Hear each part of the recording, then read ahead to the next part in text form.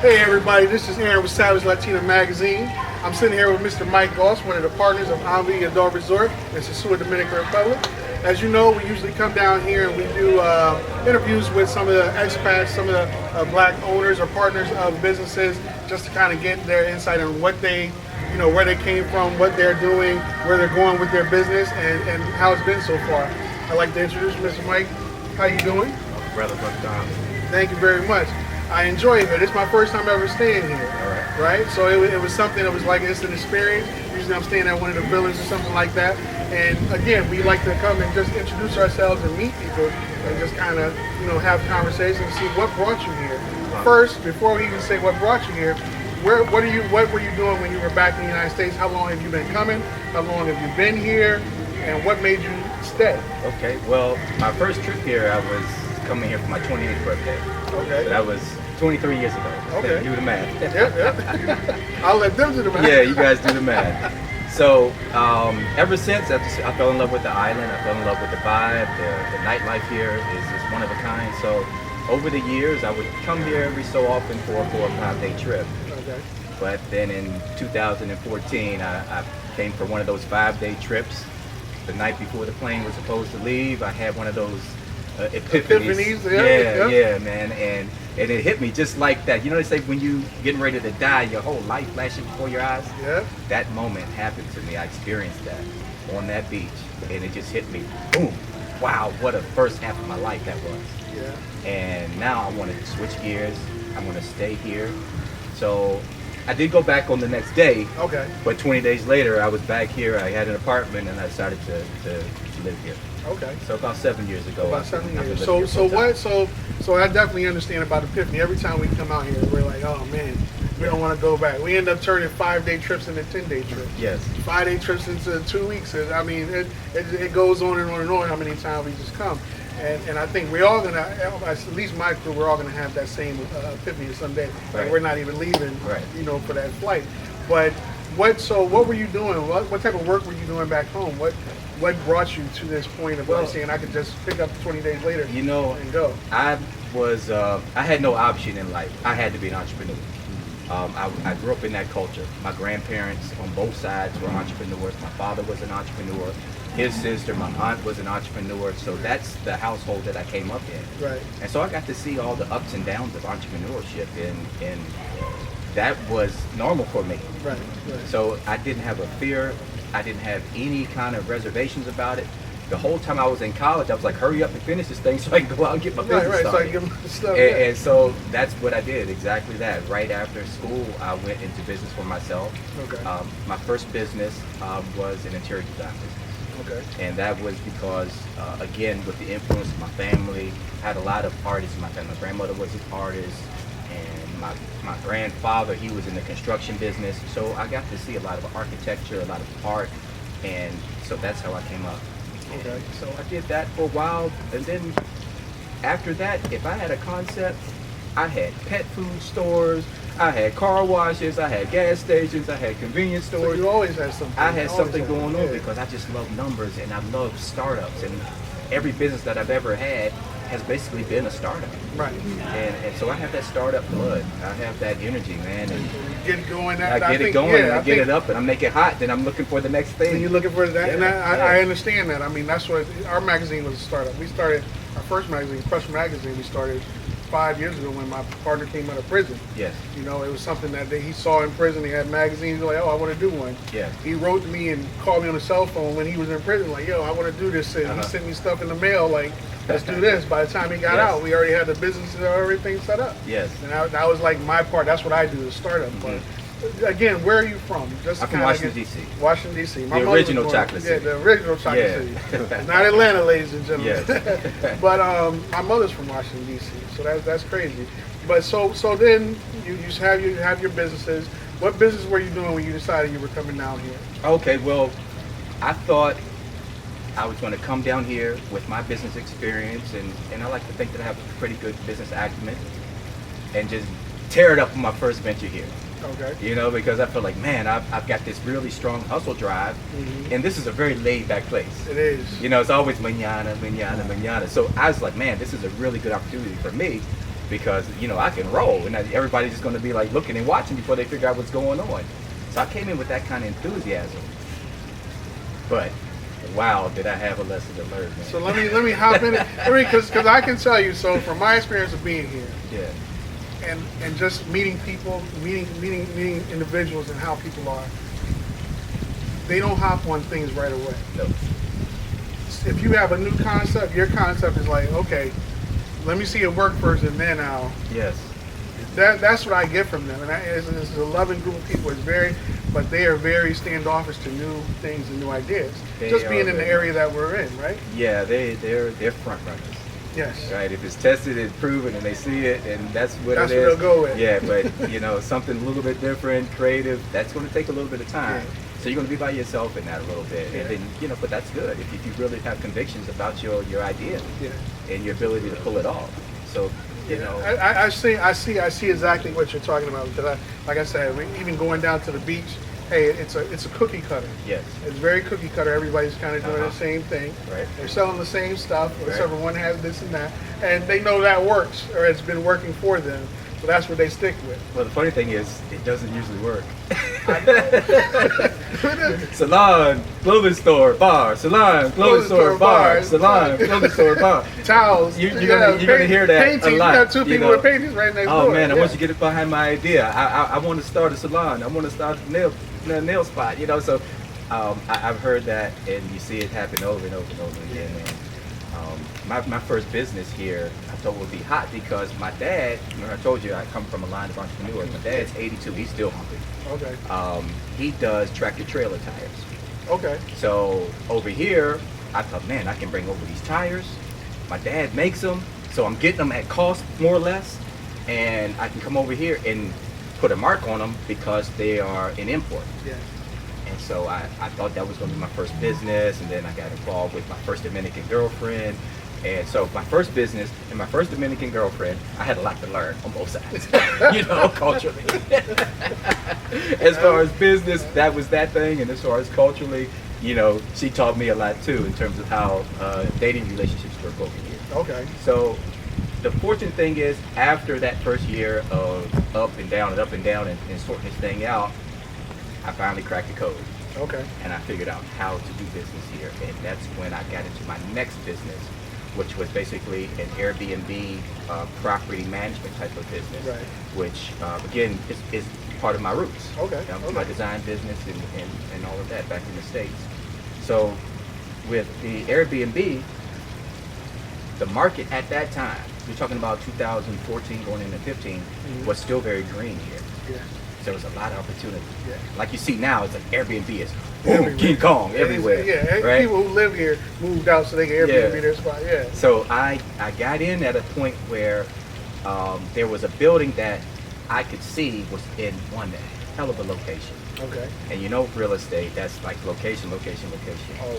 But the guy that had it, his concept was more long-term rental. Catching the snowbirds from Canada, wanting to get guys in there would stay for 6, 7, 8 months at a time, and that was his concept. So he had the building available for a very low lease rate, and so to sample it, I grabbed just one apartment, just to sample it, and that apartment stayed at nearly 90 to 100% occupancy for a 4-year stretch. But backing up a little bit, after about 6 months of that, I said, okay, give me the rest of them. Yeah. And so I was able to cut a really sweetheart deal to the point where just 1 or 2 of the 18 apartments that I eventually took over was paying the net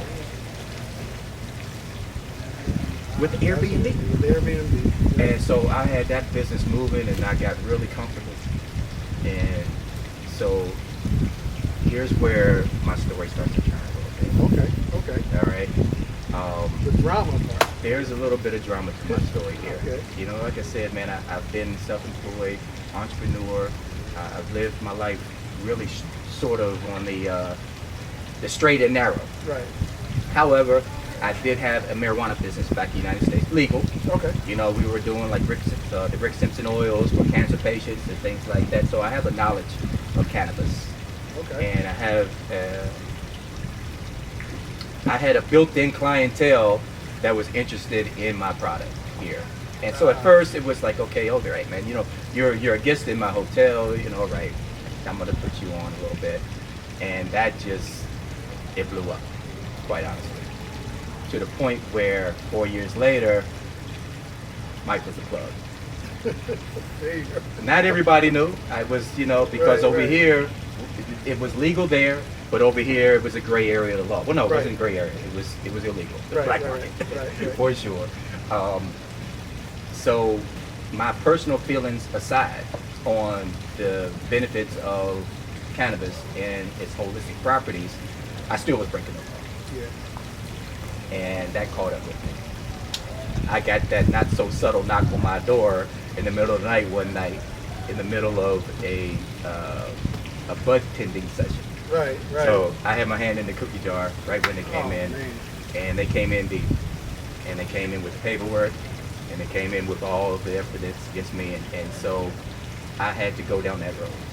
Wow. There was no, okay, I'm gonna bribe my way out of this thing, and nothing like that going on. I had to go ahead and eat Take that. it, I had to take it. So, fast forward a little bit, you know, as it turned out, I ended up with a 3-year sentence after the negotiations. Okay. And I spent the better part of the first year in jail, in the Dominican penitentiary. Okay. A whole nother story, but the point is, in that 3-year sentence, the first part of it was inside. I got a conditional release, spent the next 2 years outside, and I recently have come off papers. Okay. So I put that behind me. I paid my debt to society. Yeah, right. Absolutely. And I've also changed my life a little bit.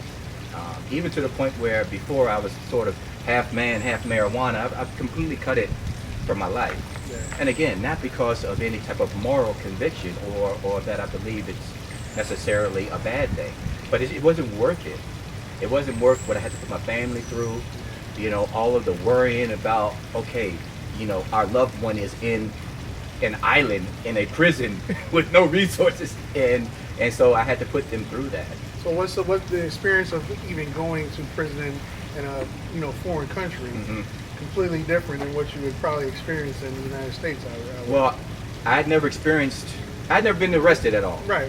You know, I've had a couple speed tickets. That was it. Right. So as far as being in that life, I didn't live that kind of lifestyle where I was exposed to the American penal system. Yeah. Outside of family members that I would visit or encourage or help and support while they were in that situation. Right. Now, for me, being at the age that I was already mature. I was already into my manhood. I already was who I was. And I've been through enough hardships in life that wasn't the hardest thing that's ever happened to me before. Right. You know, so by the time I got there, I was ready to adjust. And that's all it was. It was just an adjustment. And so when I made the adjustment, I settled in, I got inside my own head, and I sorted it out like, okay, this is going to be precious, valuable time. What a luxury this is to have this amount of uninterrupted time to figure out what I want to do the second half of my life. You know, and that's how a lot of what you see here today came about. You know, some of the ideas that we implemented here were born in that moment with my journal and my pencil. Right. You know, there's no access to computers. There's no, you know, outside world. You catch a little bit of TV here and there, but that's it. And it's all in Spanish, so I'm trying to interpret what you know. Yeah. So, in that sense of it, I really don't regret what happened, because now my life is on a different trajectory than it was before I got locked up. So kind of going back, or not even going back. I'm sorry. Saying, Sorry, real quick. Yeah. So, nah, he good at it. Cut it. Yeah. Ask him when the idea for this was born. yeah, that's what. Yeah. Well, let's throw it in the pit and let the girls box it out in bikinis. Oh, And not only that, make the prize worth something so it's competitive. okay. So these girls actually fight for what's equivalent of a month's salary for the average Dominican. In 3 rounds, you In can 3 earn rounds. 1 month's salary. Yeah. And so they try. Yeah, put it like that. To put it mildly. But let me tell you something. Yeah. I've seen, and you know they have their headgear, but they get in there and they fighting it out for these 3 rounds. They're fighting for their grandmother. They're fighting for milk for their babies. They're fighting for the rent due on Monday. Yeah. So can you put yourself in their shoes and figure it out? Absolutely. So yeah, so we do make it safe though. Absolutely, we put heavy 16-ounce gloves on them. We Yeah. put headgear. Yeah. They wear mouthpieces. And never dies. People love to party. Yes. People love to drink. Yes. You have it all in one place. Yes. Party, drink. You always have somebody Right. here. And that's where we're headed right now. You know, obviously, like right after the pandemic, because we had our resort license, we were really the only place open. So we kind of settled into that being the place that everybody went because there was no other option. Yeah. And so we just rested on that for a while. But we were prepared. The moment that things opened back up again, the curfew was over, all the businesses could legally operate and reestablish themselves. We were waiting for that moment because we knew we were going to come with this concept. And as soon as it clicked, boom, within the first 2 weeks of the everything being reopened again, we started to fill up. And then the next Most fun I had in Army. I've been coming here for a long time, bro. Most fun I had in Army, no bullshit. Yeah, that was different. All right, so we go back to agriculture, right. finish Chicken Chula. Exactly. And then we go into Omni, how you became a partner here at Omni. Yeah. But I'll lead into that. Yeah. Go? All right. Right. So when I needed to shift gears on the chicken business because of the pandemic, the end game was to take those chickens that I'm raising all the way through to retail. Okay. So be completely vertical. Like I'm growing these chickens and I'm selling them as a combo at the end of the day. Okay. Like selling them live to the processing centers or selling them to the butcher shops. Okay, yes, you can make money that way, but you cut yourself short to a degree. Right. You know, because in a combo, I know I'm going to get that same money all year long. For less of the chicken. Less of a fluctuation in the market Yeah. price and all that kind of thing, because you know the combo is $5, Yeah. and it's $5 every day, all day long. Yeah. So I know I'm going to make that money Right. consistently. So that's how Chicken Chula is born. Okay. And you have 3 locations that work? Yeah. So I know one here. Montiano is another location, and in Puerto Plata. Okay. Yeah. Okay, cool. So we have plans to put that in multiple locations throughout the island, sort of on a franchise. But these first few corporate stores is where we're actually perfecting everything, getting our systems down, and making sure the organization is solid and tight. And Okay. we're very, very close to the point where I feel like in the next couple of months we want to start to see Chicken Chula Really pop good up there. nationally. All right. Now one of the things, Chicken Chula is here at the resort, Omni. Now tell me how you got involved and you became a partner with Omni. I know there's a lot of things. We just were experiencing the fight the other night. That Yes. was a lot of fun. Yes. Coming here, tell me how you became a partner, what what that experience was, and what you introduced to them, and then what your plans are, like what you're doing and how you're bringing a difference here. All right. Well, the owner and I have been friends for a long time. Okay. And you know, he had his business, I had my businesses, and so we were just, we were birds of a feather Right. in terms of being entrepreneurs here. Culturally, we were black business owners. So let's give them a place where they could come, live here, experience a really clean, organized way of living while they're on their miniature vacation to Sosua, Right. and be comfortable. And naturally blend them with the foreign tourism that's coming Absolutely. in our party resort. Absolutely. Do I need to really keep talking about that? Nah, Do you because understand? yeah, absolutely. that I mean, was it makes such- nothing but It was a sense. simple concept, but it hadn't really been put into practice here. Absolutely. And that's what I love about business concepts, man. If I can fit it all on a half a sheet of paper, just the deal points, and it makes clear sense, man, you can really go with something like that. One of the things you brought out is that domestic tourism is huge. We don't look at it. I think as tourists or travelers, we don't look at it. I experienced that in Cancun, where I saw actually people from Mexico. By the time you kind of had time to think and go over things, Yeah. when did the idea for because of course Avi was here before you came, Yes. and then you became a partner in Avi. So the idea came about for what projects you were doing here. First, give me a rundown of those projects that you are doing here that are new and you implemented. Yeah. And you came in, and then how did those ideas come about? Okay, so those ideas came about, like I said, when I had the time to really just sit and think about what I want to do. And I had time to write 3 solid business plans during that time. All right. 2 of the 3 I've already initiated and they're in motion. The third one is still in the acquisition phase, Yep. right? Because it's an ecotourism project that I have that's going to be unique and different from most of everything else that's ever been going on this island. Okay. Which is what I like. I like to set new trends and new ideas and put it in motion. But we're very close on that too. The fast food restaurant called Chiqui Chula that you see, we have 3 locations. Okay. That one was born out of an interest in agriculture. This is like a Garden of Eden here. Okay. It's summer every day. We get a fair amount of rain, so it's always green on this side of the island.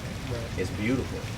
And I saw that as an opportunity to, okay, how do you take something, literally a seed here, and blow it up and grow it without having to import something?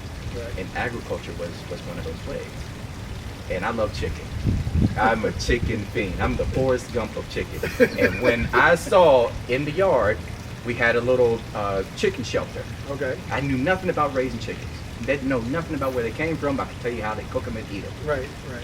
And I saw little baby chickens arrive one day, and then by the end of the next month, we were eating them.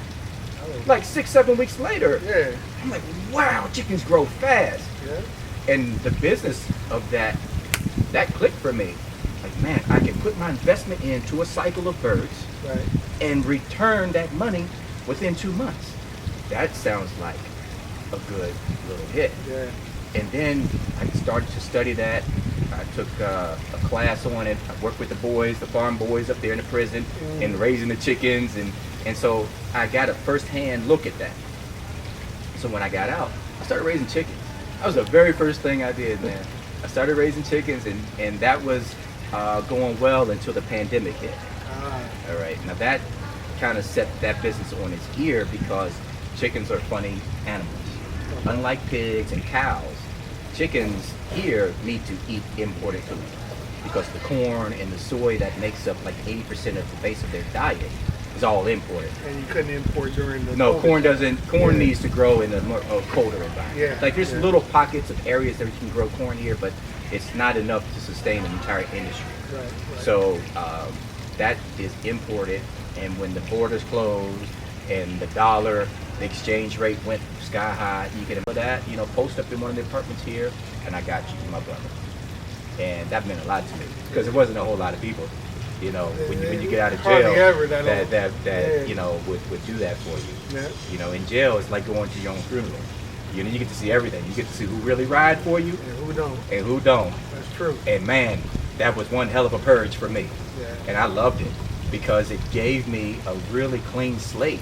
Not only in trying to sort out who's really with me and not, because sometimes you don't figure that out till it's too late. Absolutely. But it gave me a clean slate in terms of my ideas are fresh. I've been sitting in my own head with these ideas for a year. Now let's go. Yeah. And all I needed was a couple of brothers like Breon, the owner of Omni, to believe in my ideas, to believe in me, and know that we're going to make this thing rock. Yeah. And so we sat in here for close to 100 days, over in the restaurant over our shoulder here. We'd have pancakes for dinner just about every night during the pandemic, during the quarantine. It was me, Breon, security guard, and the chef. And so we had plenty of time to discuss this.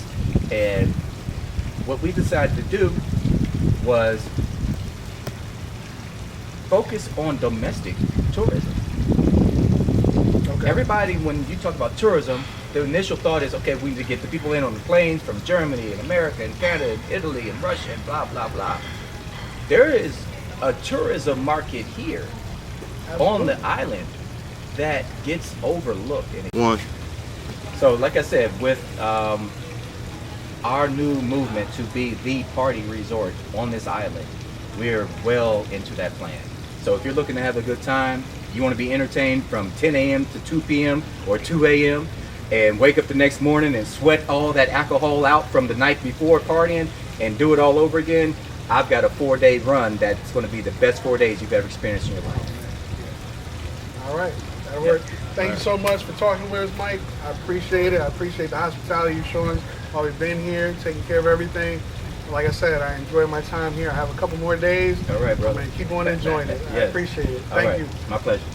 All right. All right. About to kill right now because of the It's temperature. that way. But doing something like that in Sosua, which is I would say it's a smaller town, more country. This is North Coast, what they call North Coast, compared to San Domingo and all these other places. That's a huge idea. I mean, it's working for you, right? Right, and that's where we're pulling in our clientele from. Yeah. Those other places, all the other provinces. Yeah. Santo Domingo, La Romana, Santiago, San Pedro, San Francisco. We are initiating buses in those cities at very convenient points. And So they come here. you know, you're a college-age woman. Yeah. You got the spring break mentality. You want to celebrate your birthday. You want to get on a bus. From the moment you step on it, and you are partying, because it's like a party bus. Yep. And then you get here, you check in, and you drop right into a ladies' night. And you're drinking free Cuba Libres all night long. Yeah. And then you wake up the next morning, and then we have our big Saturday promotion with the